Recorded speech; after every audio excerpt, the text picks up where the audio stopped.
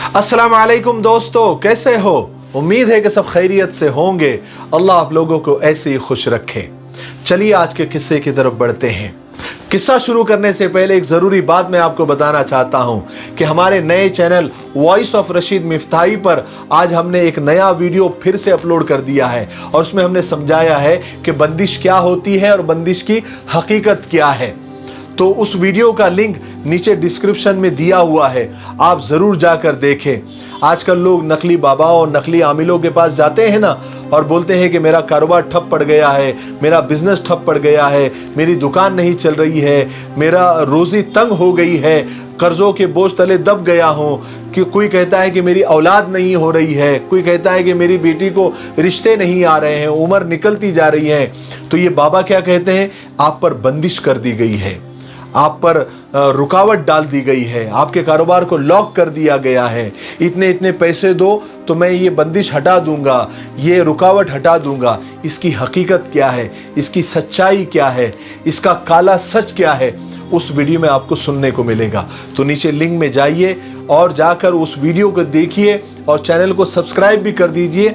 आने वाले वीडियो में हम जिन्नात, जादू, काला जादू, सफ़ेद जादू सब के बारे में आपको डिटेल में बताने वाले हैं। ठीक है, चलिए किस्सा सुनते हैं। अस्सलाम वालेकुम दोस्तों, पुराने ज़माने की बात है। एक नौजवान बगदाद पढ़ने के लिए गया। बाजार में घूम रहा था तो शहजादी की सवारी वहाँ से गुजरी।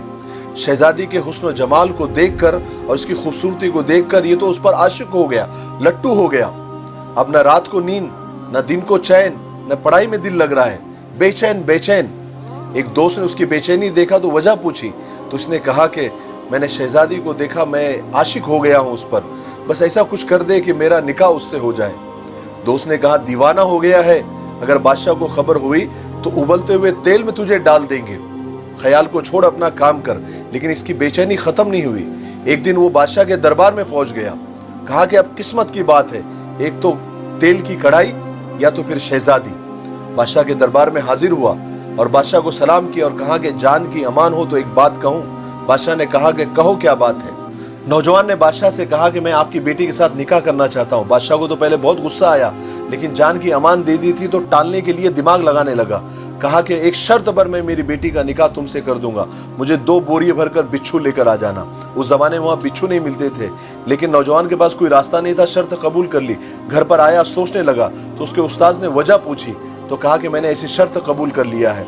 कहा कि मैं रास्ता बताता हूँ, फलाने कब्रस्तान में जाओ, फलानी कब्र की एक ईंट निकालो, तुमको जितने चाहे उतने बिच्छू मिल जाएंगे। नौजवान ने ऐसे ही किया, वहाँ से जाकर खूब बिच्छू लेकर आए, 2 बोरिए भर दिए और बादशाह के दरबार में हाजिर हो गया। बादशाह देखकर हैरान हुआ, लेकिन शर्त के मुताबिक शादी करानी पड़ी। लेकिन वो उसके उस्ताद को बुलाया गया। बादशाह ने पूछा तुमको कैसे पता चला कि उस कब्र में बहुत सारे बिच्छू है? तो उस्ताद ने कहा कि मुझे पता है कि वो फलाने शख्स की कब्र है, वो लोगों के हक मारता था, लोगों पर जुल्म करता था और सूद खाता था, तो मुझे पता था कि ऐसे लोगों की कब्र बिच्छुओं से भरी हुई होती है। अल्लाह हिफाजत फरमाए।